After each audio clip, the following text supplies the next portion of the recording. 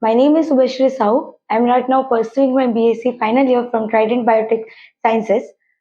I want to thank you, Dr. Gopal sir, for giving me this opportunity to come here to this wonderful Institute of Hereditary Sciences, which has provided me a great experience of learning a different type of lab techniques.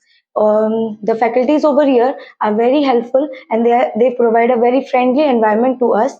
And the students or all the friends which have come with me are very happy, and they did a great work along with the faculties, and we enjoyed a lot here.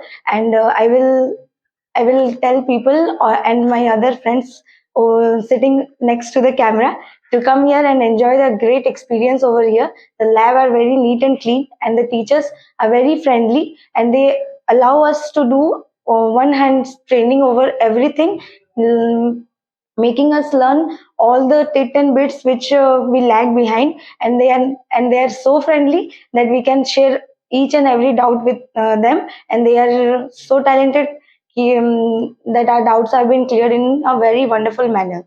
So thank you, and thank you Hereditary Bioscience for having me here. Thank you.